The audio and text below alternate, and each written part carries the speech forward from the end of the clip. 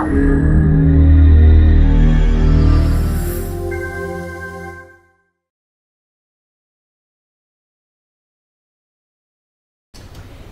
so next, I actually left my coffee here and I'm just sitting sort of shivering, going, oh no.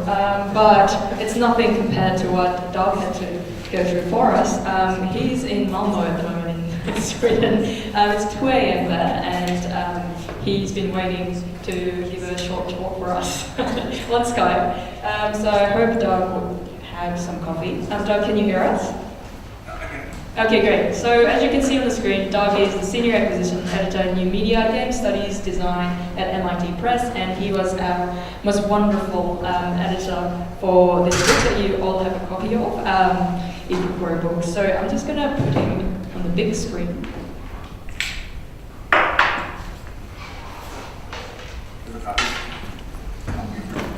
There he is. He's got a copy too.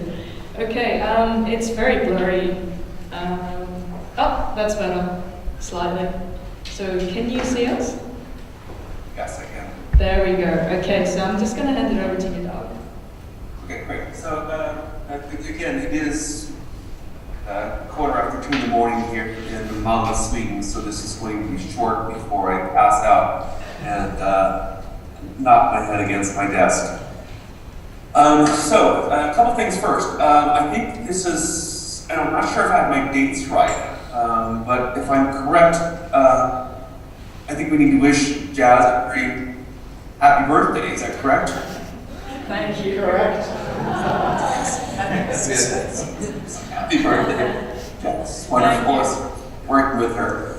I can't believe that she's actually, her friends have allowed her to stay when I can only imagine is a rather staid academic setting instead of enjoying the night out in town in Brisbane. Hopefully she'll have a chance to do that later in the evening.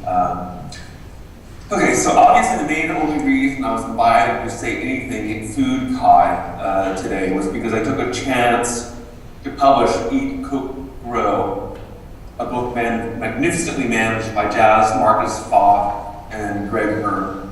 They did a wonderful job of working with a diverse group of scholars to explore what in my mind is a truly unique topic of food, computation, and design. At the same time, though, how truly surprising is that? Mark Weiser first coined the term ubiquitous computing back in 1988, almost 30 years ago, and the idea of cultural sustainability has been keeping pace even before then. Yet while I have a plethora of books around architectural sustainability, the importance of social media for democratic participation, etc., outside of rather journalistic writing around the slow food movements, little has been written about how, in the book's liner notes, food issues as they intersect with participatory internet culture can bring about a healthy, socially inclusive, and sustainable food culture. This absence, of course, is partially due to the reluctance of media to address the issue.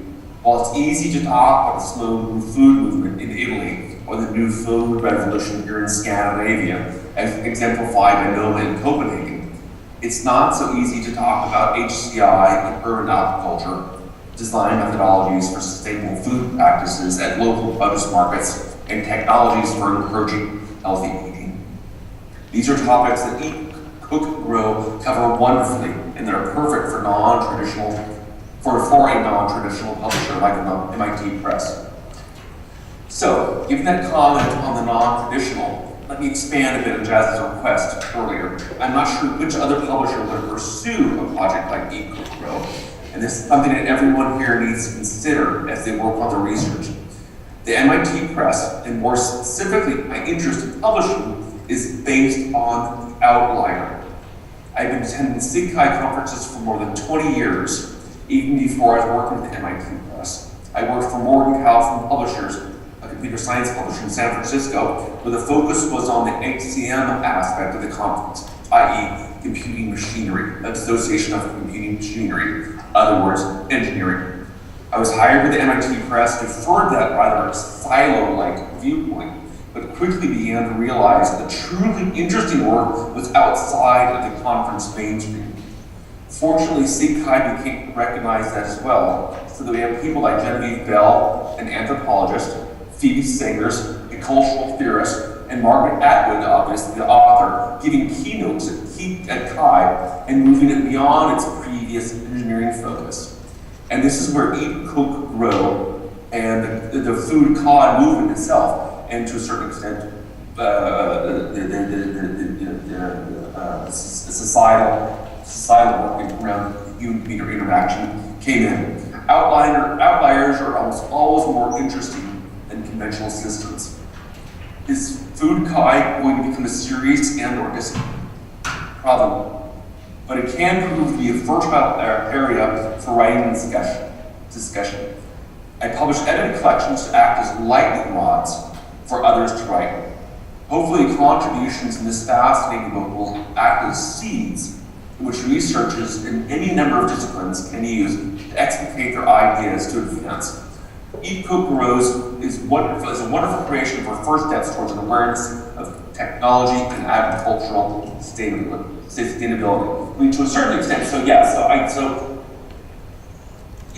I think one of the questions that Jazz had posed to me earlier, this, let me apologize really quickly. So, as a remote publisher, I rarely actually talk to people. I don't like talking, and I love email, and so I'm not even sure I'm pronouncing Jazz. Am I pronouncing your name right? Yeah, perfect. I believe this is the first time you and I have actually ever talked. Yes. Hi. And it's the same with Marcus as well. And we've already done 2 books. But you know, so one of the things what I do is I always try to look. I look in the areas that I publish in, and I publish in design, new media, game studies, digital humanities, etc. And I'm always, my goal at the MIT Press is to try to find the really interesting new areas out there. And things that the people, that traditional publishers are to a certain extent scared to publishing because they don't recognize a market as such. And so there's this horrible term called silo publishing, and publishers like Wiley and Addison Wesley, Rutledge, etc., have these very. They say this is we're going to publish books in this silo. That silo is being we can't move beyond that. And they look at course use, they look at a market research, etc. And I think that's the most boring thing in the world. If I had actually taken a look at this sort of silo-esque ideal, I would have never published books in game design. I would have never published books in digital humanities, and I wouldn't do the sort of books that I'm doing right now, like Jazz and Marcus's book, because these are books that the traditional publishers wouldn't publish. But I think these are the ones that are really going to make a difference. And I think these are the sorts of projects that I think you, as I assume researchers in this area, need to be focusing on. So, and as I also told Jazz earlier, I'm much better at Q&A and panel sessions than I am at books. Interesting. So if you have any questions, please let me know.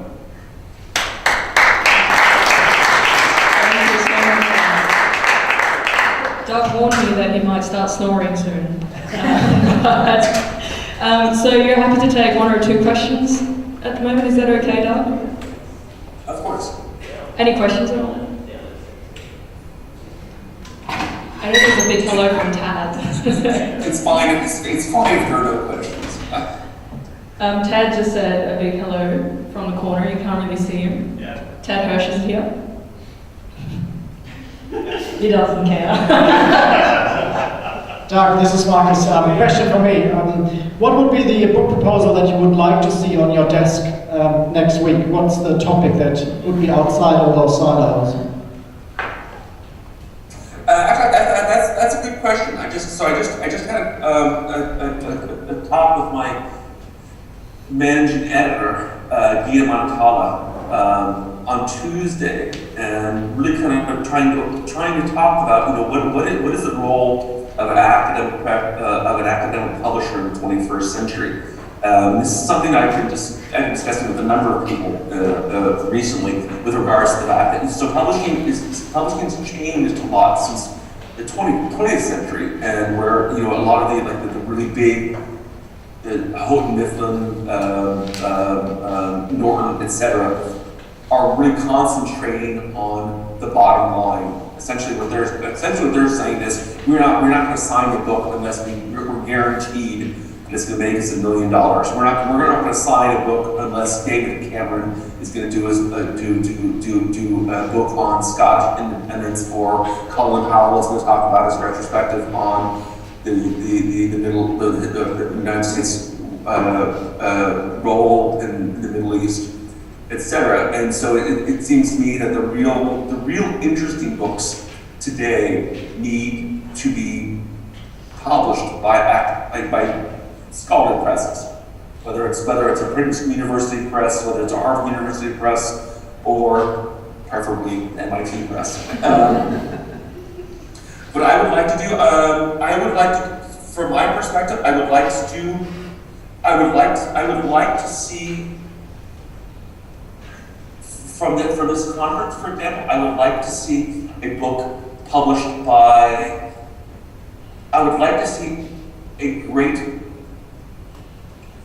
technologist, HCI person, team up with somebody who's working with technology and cocktails to do a book around, what does it mean? What does it mean for us to create cocktails? What does it mean for us, or talking with somebody at Noma, or talking with the slow food movement people about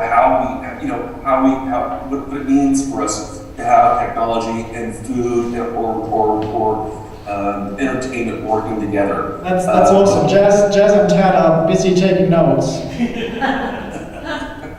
But it says,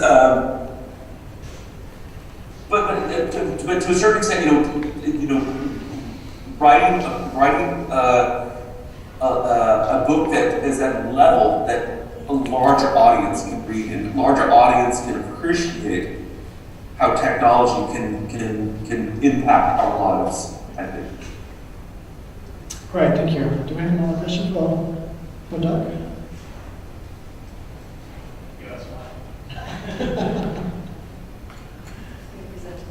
Yes, show them the camera. I'll switch over there. Can you see this? Doug? Who's that? It's a jar of honey, local honey from Clear Mountain, Queensland. It's on its way for you as a thank you gift. Awesome. My daughter, I have a 6-year-old daughter, loves honey and toast. Fantastic. There we go. It's definitely on its way.